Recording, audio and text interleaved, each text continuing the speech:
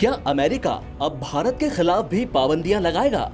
ये सवाल इसलिए उठ रहा है क्योंकि अमेरिकी संसद में भारत की इस बात को लेकर खूब आलोचना की गई है कि भारत ने यूक्रेन पर हमले के लिए रूस के खिलाफ लाए गए निंदा प्रस्ताव पर सुरक्षा परिषद में वोटिंग नहीं की। अमेरिकी राजनीतिज्ञों, कूटनीतिज्ञों और बड़े बड़े थिंक टैंक्स के बीच इस बात की माथापच्ची सी चल रही है कि अब भारत के साथ रिश्तों को कौन सी दिशा दी जानी चाहिए।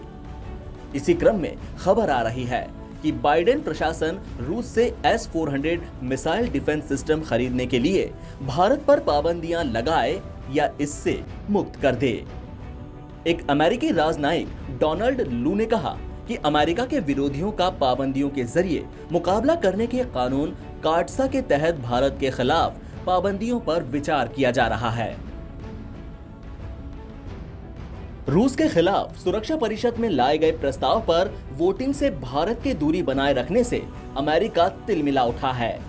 अमेरिकी संसद में पक्ष विपक्ष के सांसदों ने एक सुर में भारत के उन 35 देशों में शामिल होने पर आपत्ति जताई जिन्होंने वोटिंग में हिस्सा नहीं लिया।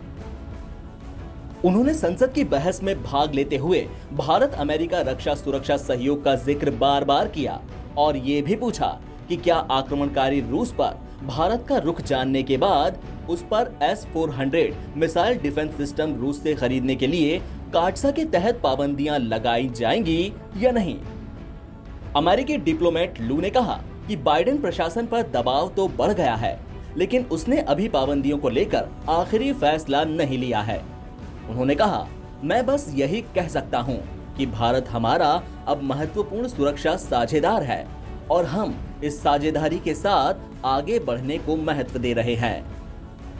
दरअसल बाइडेन प्रशासन की मुश्किल ये है कि चीन से संतुलन साधने की दृष्टि से भारत से बड़ा क्षेत्रीय ताकत नहीं है। इस कारण उसने कार्टसा के तहत पाबंदियों पर फैसला टाल दिया है। भारत साल 2016 से ही रूस का सबसे बड़ा हथियार आयातक देश बना हुआ है। लू ने अमेरिकी संसद की समिति को बताया कि भारत ने हाल ही में रूसी MiG-29 विमानों, हेलीकॉप्टर्स और एंटी टैंक हथियारों की खरीद रद्द कर दी है। अगर नए सिरे से पाबंदियां लगाई गईं, तो दूसरे देश भी भारत की राह पर आगे बढ़ेंगे। रूस के खिलाफ बुधवार को सुरक्षा परिषद में लाए गए निंदा प्रस्ताव के पक्ष में 141 देशों ने मतदान किया, जबकि विरोध में 5 मत पड़े।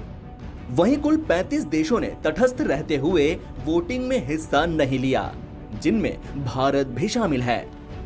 भारत ने यह कदम इसलिए भी उठाया क्योंकि अतीत उसे इसके लिए मजबूर कर रहा है। सुरक्षा परिषद में भारत के खिलाफ आए प्रस्तावों पर रूस ने 6 बार वीटो पावर का इस्तेमाल किया था, जबकि अमेरिका ने हर बार भारत का विरोध किया। अब भारत के वोटिंग से दूरी बनाने मात्र से अमेरिका तिलमिला उठा है। NBT ऑनलाइन की रिपोर्ट।